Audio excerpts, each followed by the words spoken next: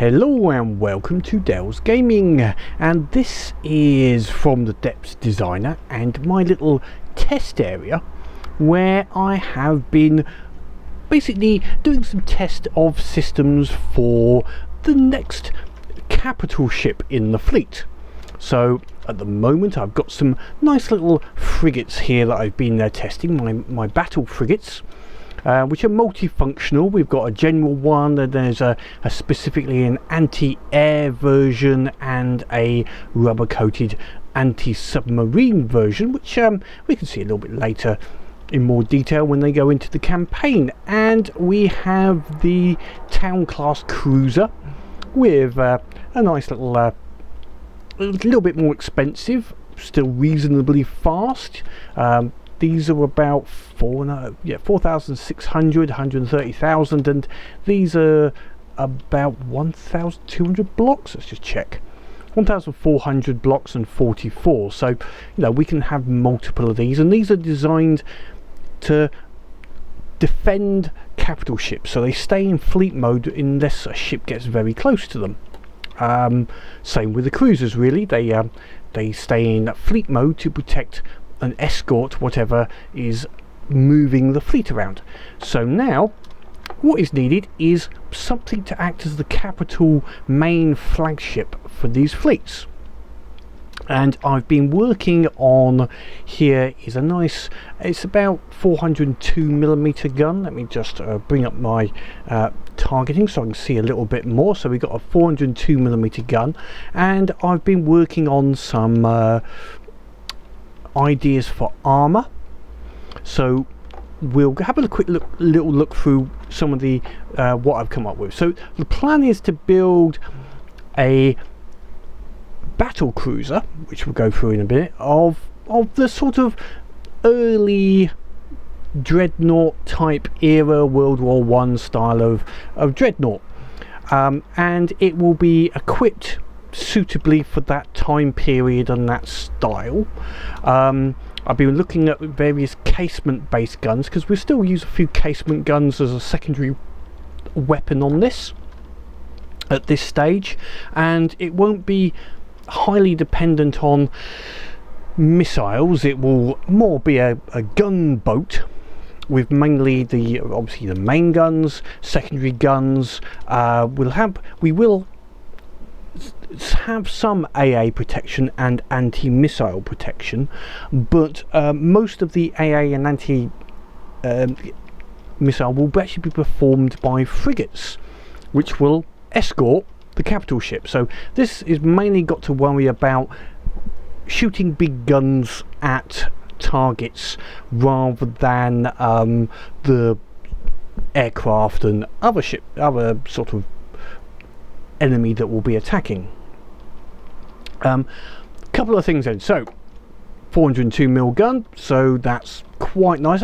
It's a little bit larger than you would historically have, but I'm doing things in sort of a scaling type of thing. So this is about, I suppose, about equivalent to a 15-inch, roughly, give or take a little bit. Well, actually about 16-inch, and there was actually some 15-inch battle cruisers, but the one that I'm gonna sort of follow is roughly HMS Tiger, which was a slightly later World War I ship based upon there was a series of 4 of them, the big cats I think they were called, and they were based sort of on the Orion, or in some way the Iron Duke. They were actually based on the Orion, but we'll go through that in a bit.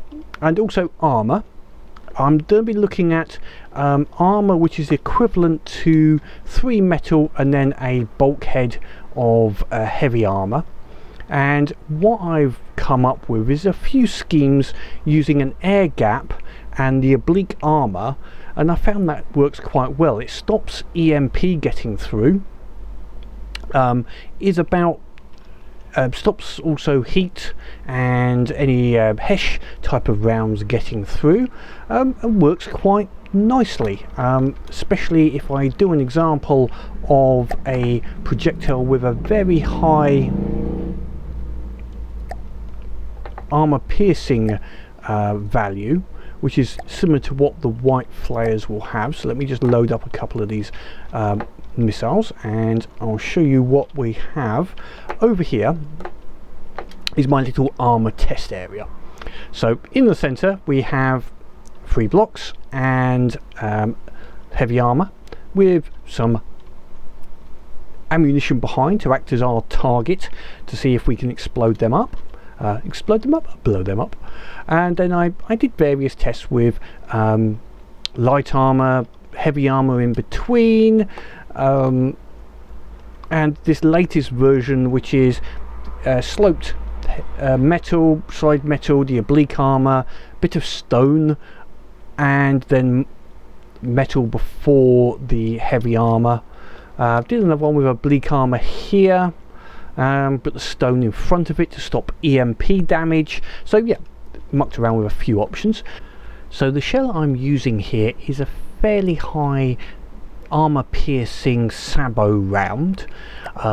Doesn't come in at quite high, especially for a 400mm gun, and for most of the armor effects we had on here, that went through and exploded behind. And this one, you can see it's having going through the without a problem. Now on the solid, if we just go up a little bit, the solid is resisting.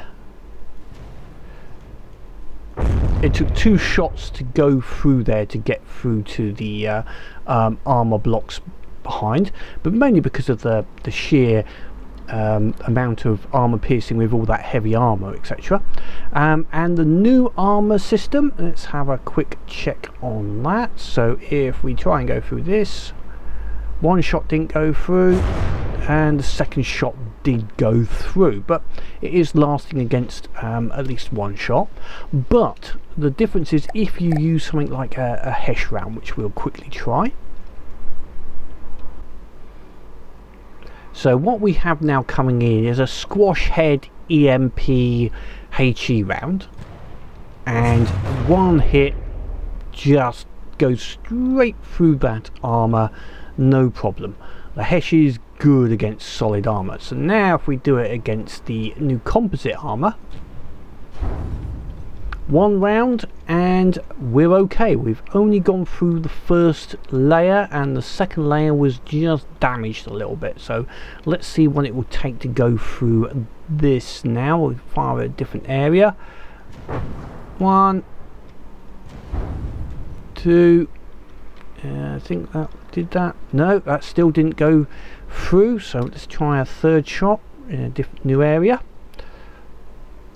So 1, 2, 3, and still not through. So definitely working well against HESH now, and that's firing into the same spot every time. We'll try one more time. 1, 2, 3, 4. So it took 4 rounds of HESH to finally get through. So yeah, layered armor does work quite well against the HESH rounds, and it's okay against the high armor piercing. And there will be some shields, but they're more anti-frag, anti-high AP rounds rather than anything else. Not maybe just a single layer with some on the main guns, so they'll act as directional guns, directional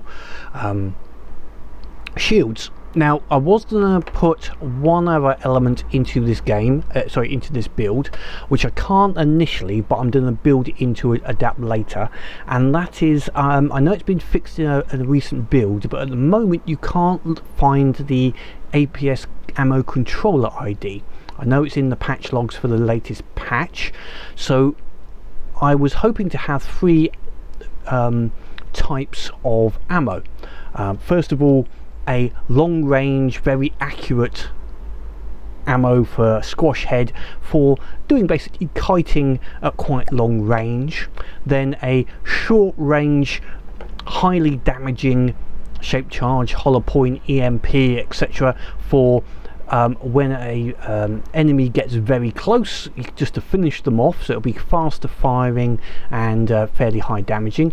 And then a anti-air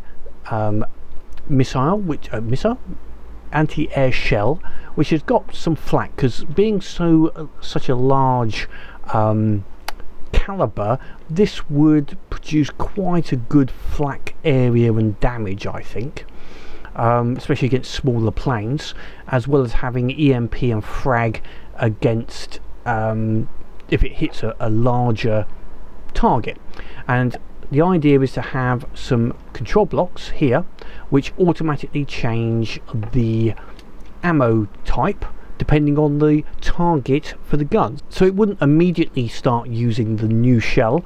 As the rounds are depleted from the loaders or the clips, it would then start using the new shell choice as such. But what I'll do is I'm going to build it with one shell, possibly the high damage one for testing purposes, and hopefully by the time we get into the campaign I can add in the new code for the changing ammo based upon the blocks. The other ships already have that because they were built in a previous version where I was able to look up the values. Okay, well, whilst I am going through the build, something just about battle cruisers in general and why I'm choosing a battle cruiser. So if you don't want to go through the history and just want to see the build and the combat testing, the main bit I want to show in the build is the Steam system. So check in the description of the video for some time codes that will take you through to various parts of the build, and then the combat testing and my final thoughts on the vessel. But for those that want to hang around and just listen to me waffle on, battle cruisers really started just after the initial dreadnoughts were created, and actually there was battle cruisers made based upon the dreadnought. Before then there was armoured cruisers. Now armoured cruisers were very large ships, almost the size of a battleship, but slightly cheaper, faster, long range, and they were used by the colonial powers, Britain, France, Germany and America, where they had to send ships overseas for their colonies and interests to ensure that their supplies would not interdicted, and to basically chase off and look after, or should I say look after, chase off any people trying to take out of their supply routes, and also just a projection of power. So they had a particular requirement to be able to take on any cruisers that a smaller group might send in that area. When Dreadnought came along, it suddenly changed the shift of shipbuilding, in that now you had a battleship which was almost as fast as the armoured cruisers of the time and significantly better armed. So they took that a stage further. So they said, right, what we want is originally it was going to be an armoured cruiser with battleship guns and the new turbine. To achieve that, what they did was they would take the current battleship design and slim it down a little. They would remove some guns and maybe a turret or two and slim down the armour, reducing the weight, but replacing that weight with extra boilers, turbines, etc. to gain speed. So the idea being that the armour was slimmed down but still enough to defend against other cruisers but not battleships, but fast enough so that if an enemy battleship came along they would be able to outrun the battleship. So that was the basic premise, but it was not initially intended to be in the line of battle. This was then added on, tagged on to the end of it by basically the Navy. Said, well, we're spending all this money on this big battle, on this new ship.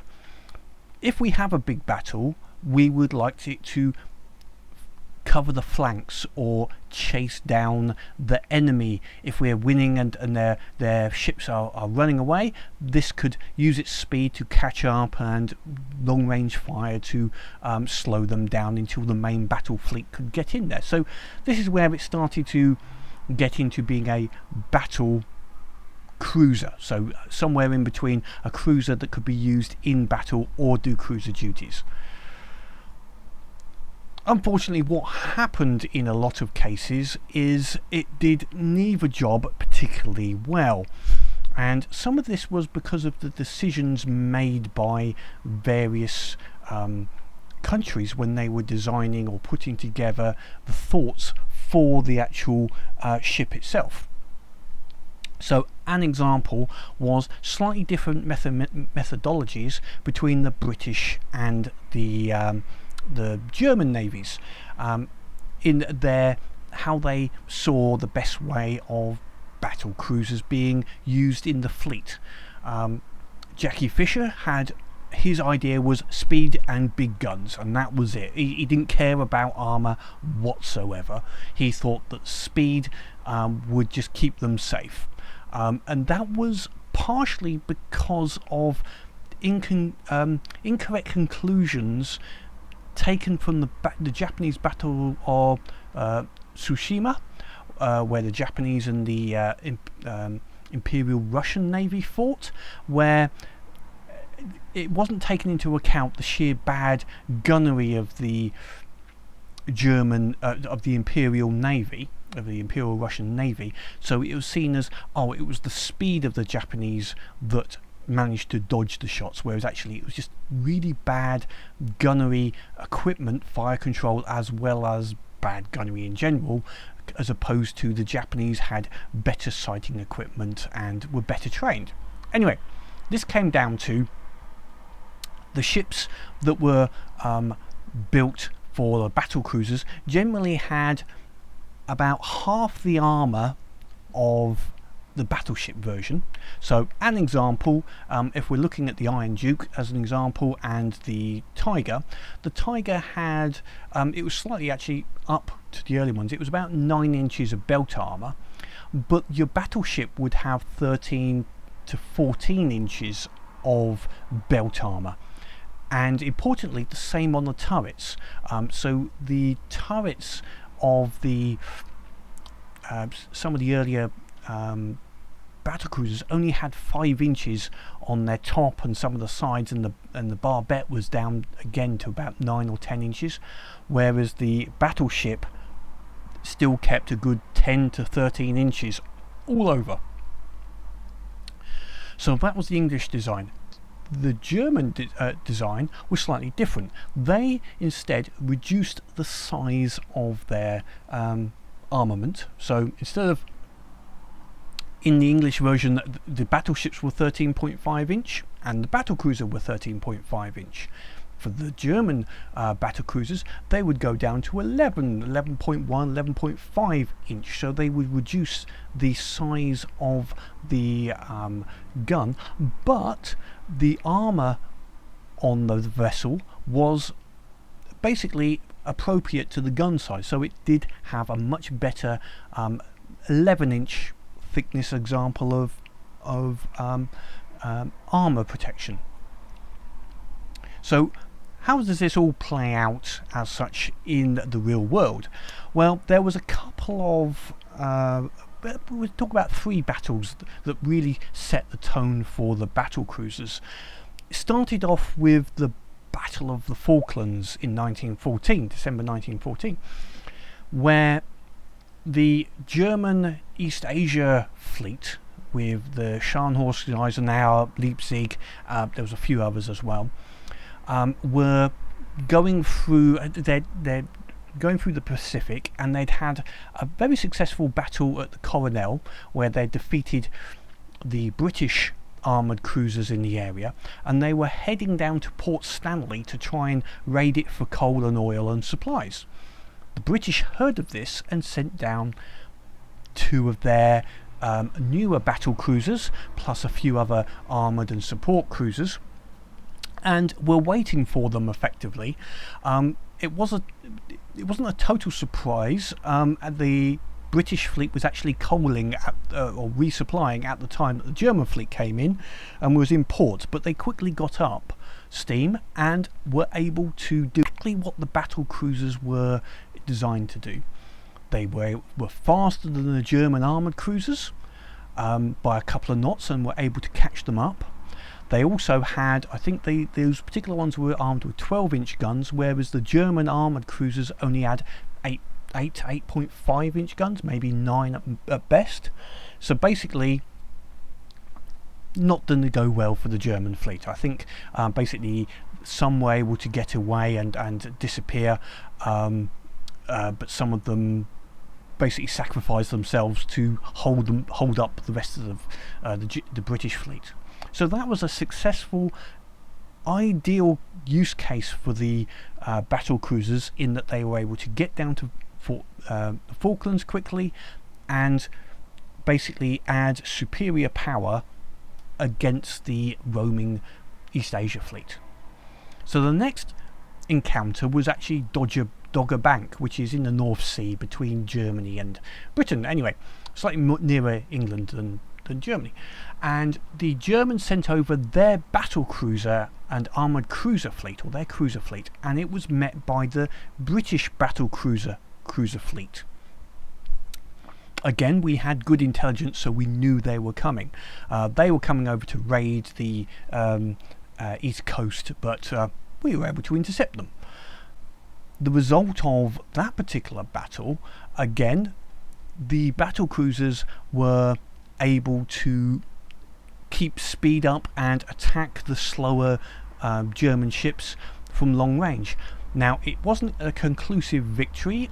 There was some miscommunication, shall we say, in the fleet, and at one point, instead of the fleet chasing on the Germans, they all started to shoot on one ship which was already dead and then or damaged beyond repair, and after that they could not catch up with the main German fleet, so an opportunity was lost.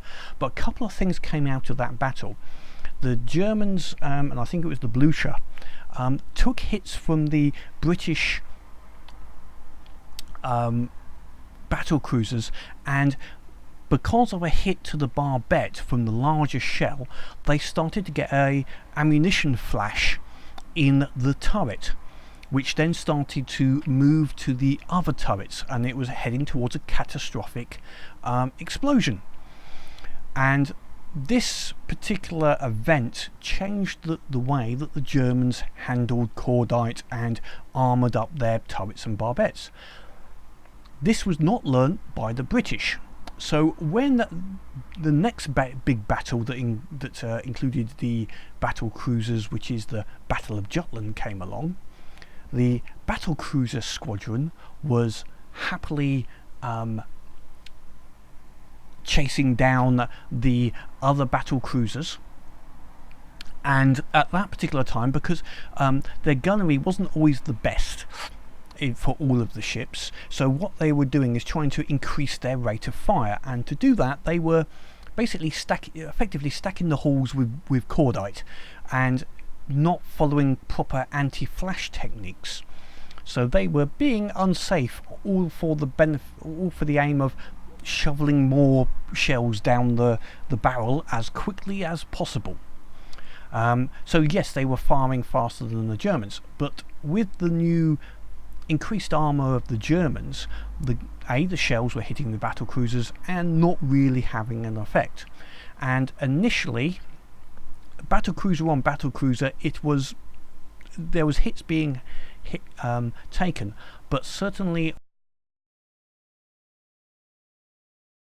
So when the German main battleships actually arrived before the British home fleet battleships, the battle cruisers started taking fire from the bigger guns of the German battleships, and this really then started to show the weakness of the battle cruiser design. In basically the turrets were getting hit by these big shells, and the smaller amount of armour that had been put on the turret was not up to stopping these large shells. I think in total 3 battle cruisers got taken out through almost the same problem of a turret hit or near turret and or deck level hits from large shells which would go through to the magazines or the cordite that was being stored in the turrets, and basically the ships detonated. Basically it's like getting a World of Warships ammo rack or equivalent, or ammo detonation, and they went up spectacularly. And you know, that was the Tiger actually fared pretty well. HMS Tiger took about 22 hits in Jutland, but none of them was serious enough. It even did take one to the turret, but it luckily glanced off, and it did survive. But I think it was the Queen Mary, the Invincible and the Indefatigable all basically were lost, and in general with most of their crew, due to this weakness of use in the battle line. So after Jutland there was a lot of changes, and what was headed for the battle, best way for the battle cruisers, and there was newer designs put up, like the Admiral class, which is where the hood comes in. But with all of the changes later on, these actually started to become fast battleships, and fast battleships are different to battle cruisers. Fast battleships are just very expensive battleships which are as fast as a cruiser. There is a distinct difference between a standard battleship, a fast battleship and a battle cruiser. Some of the later designs of ships, like actually the Imperial Japanese Congo, and what was going to be put together for the Lexington and the Saratoga in the US, which were a couple of battleships that were being produced there, were really more in the fast battleship design, with the sheer size of their guns and the armour appropriate to those guns. They were just really expensive battleships. So after a fair bit of building and rebuilding, to get this ship into a state where we can start looking at the propulsion. So on the first part is the boiler setup. So I've set up 6 individual boilers in this area, and their steam is routed down through the bilge underneath the Q turret, and then back up into the what will be the engine room. Now the reason for this is I'm thinking if one boiler or 2 boilers get taken out, you won't lose all your power. If for instance I had this as one big boiler, yes, it would be more efficient, but one hit to the boiler and that would be it. It would be down basically, and not functional. This way the power will at least be able to go to the other pistons. Now I'm also going to carry that through to the engine room to make sure that every boiler goes to both engines. So we'll have a look at that next. So down here in the engine room we can see the steam flow is going to come up through these ports here, these steam ports in the floor, and the engines are going to have to connect to these gearboxes. At the moment we've got 6 large gearboxes going to some large propellers on 5-meter propellers on the rear, so we've got to join up these large gearboxes to here. Now what I'm thinking is we're going to use up a bit of space. This is not the most efficient, but also I'm using multiple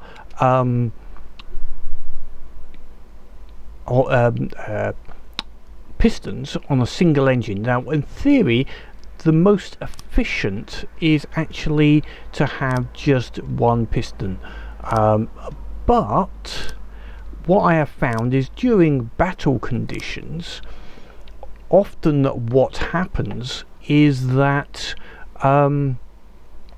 as power is used by the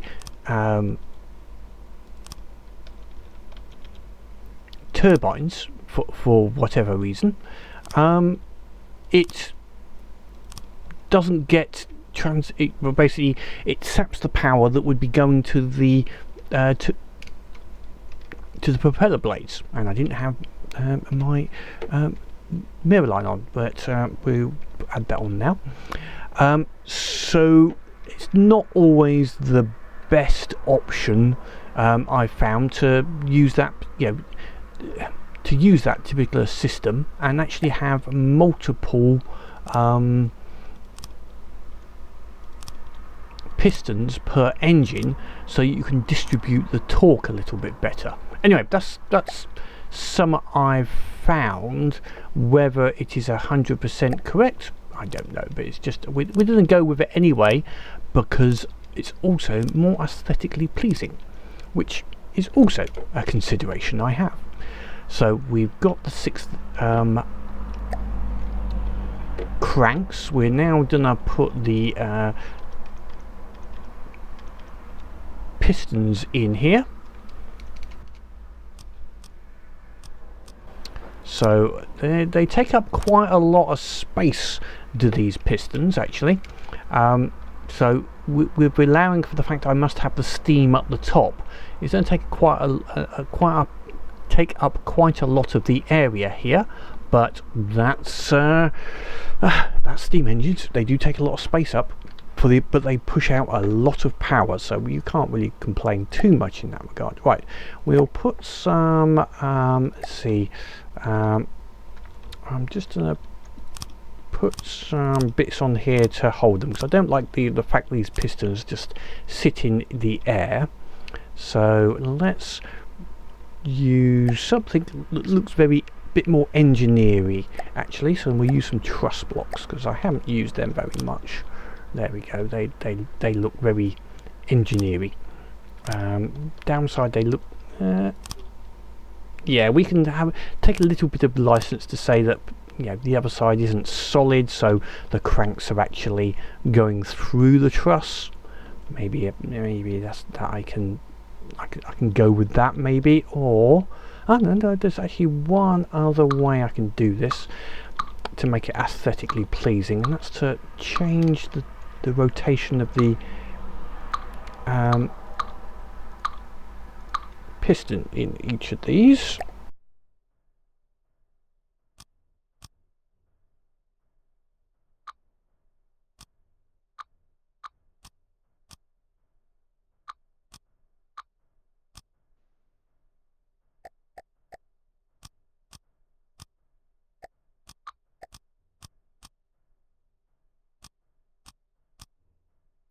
Okay, that looks a little bit like something that would be suitable for the engineers an engine room, and it doesn't obstruct the cranks. So now we've got to move the steam up. So basically each block, we don't have to take out the mirror line, because I don't actually want this 100% mirrored.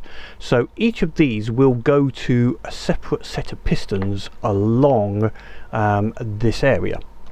So we'll start on the top,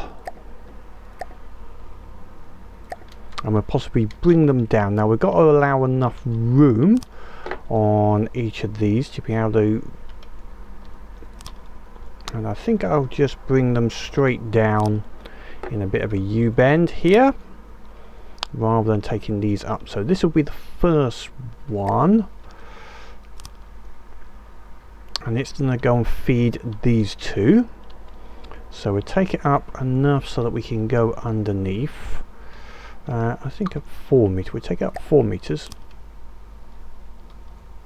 I think that will give us enough room to be able to move. Yep.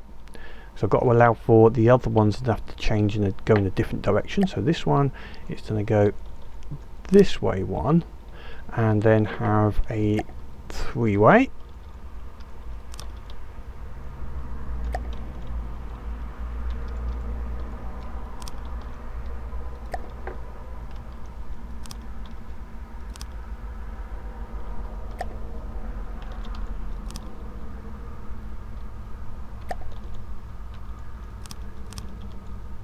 So that will feed that 2 pistons. Now I'm going to do the same, but it will turn the opposite direction and feed these 2 pistons. So there we go, with plenty of pipe spaghetti there. So I think I've got this correct now, so that basically every boiler will feed a piston on each side.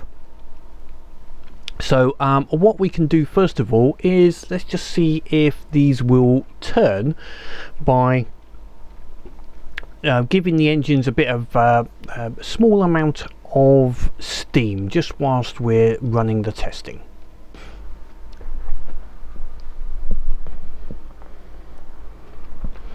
So I've just given all the boilers just 1% of steam just to get them turning, just so we can make sure that everything seems to be okay, and we're getting a small amount of pressure in every turbine by the looks of it.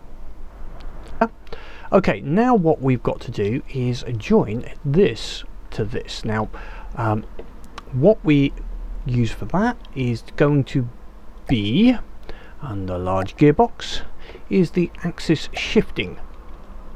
So if we turn that around like that, now what we have to do is turn this upside down and go up there, and we can see that it is turning, and then we need an engine shaft coming out of this. So we have an engine shaft going into the gearbox, so you can see that's now turning, and then you have propeller shafts after that. If after that you use an engine shaft to join gearboxes,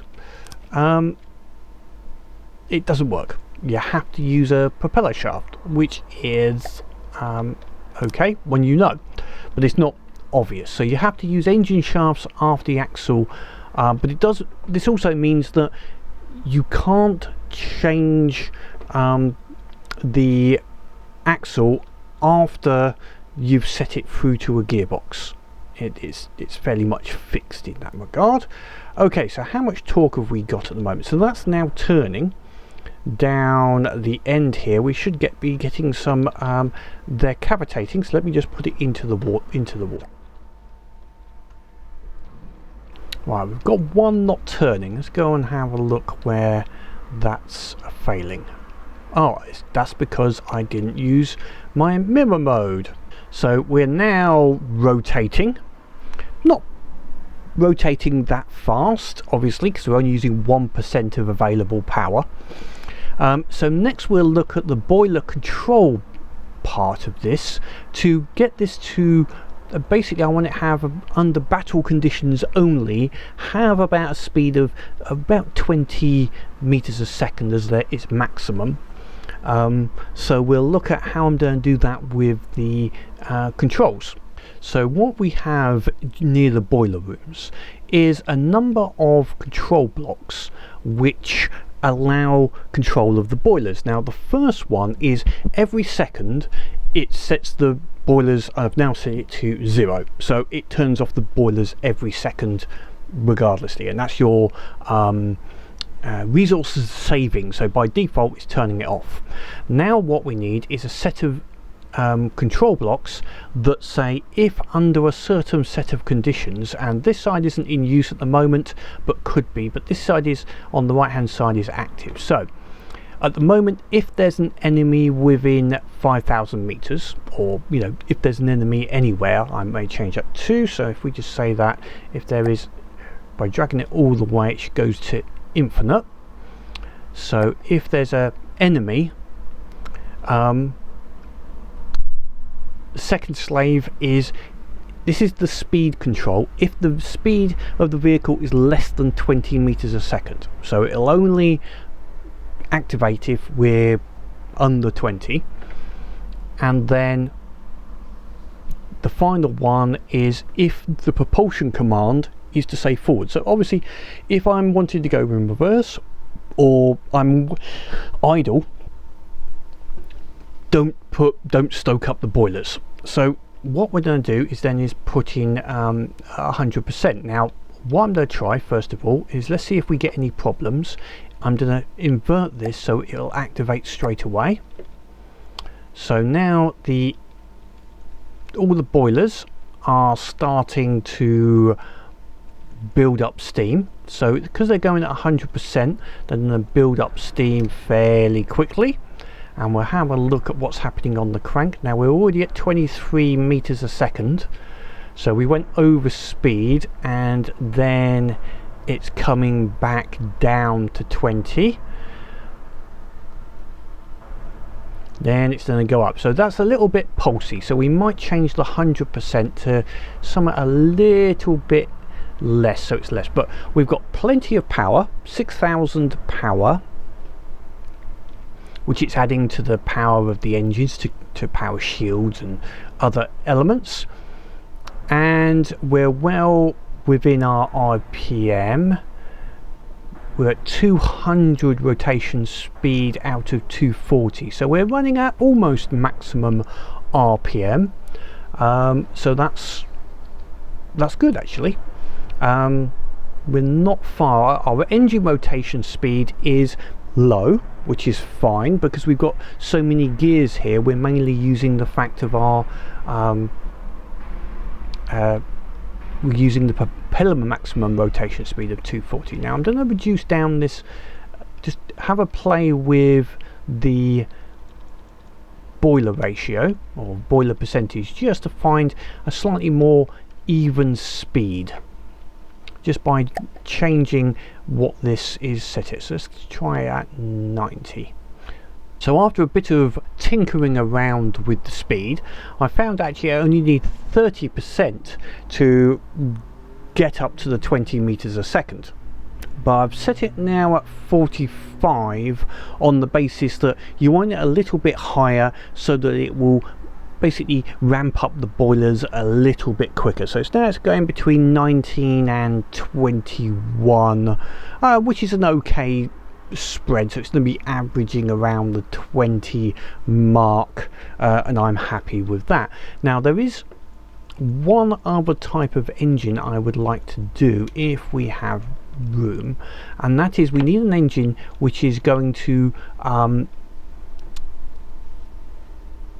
charge the batteries. We have batteries on this. Now I didn't put any wheel and generator on these particular ones because I want their motive force to purely be kinetic and for the propeller at this time. So what we need is another system. So what I have set up on this is a control block to say if the battery goes below 50%, then start up the generators basically, and we'll leave it on that setting at the moment. Now we can increase that to say 75% or whatever percentage we feel is appropriate. Now at the moment this will only keep that, so the batteries would need some other sort of more permanent charging. Now they do have some RTGs, but they don't actually produce enough power to go above what is used in idle mode or just in cruising mode. Now also I've got a lot of generators here for the number of pistons, and I did some tests, and this system does actually work out slightly more efficient to a degree until the rotational mass goes above the advantage of having multiple turbines. I did this by measuring how long it would take to refill the battery. So now I'm going to do a little example here and we'll see how this works and make sure it's going to work okay. So after a little bit of testing by reducing the battery usage, so at the moment you can see we've got a 699,000 battery, nearly 700,000, and we reduce that down to just about 0 and then turn the controllers on to charge it up, and we tried it with all 8 generators and just 2. Now all 8 generators running with this configuration, no other changes, charged it up in about 2 minutes 15 seconds. The RPM of the motor was around about 62, etc. So, you know, it seemed to be running okay. Then we tried it by separating the flywheels and just running 2, and that took 3 minutes 40. Now the RPM rate of the engine was near 170, so it had a higher RPM, but it's not enough obviously to compensate for the, well, shall we say, the mass. And I also think they possibly, the steam engines seem to run better at lower RPM, if that makes sense.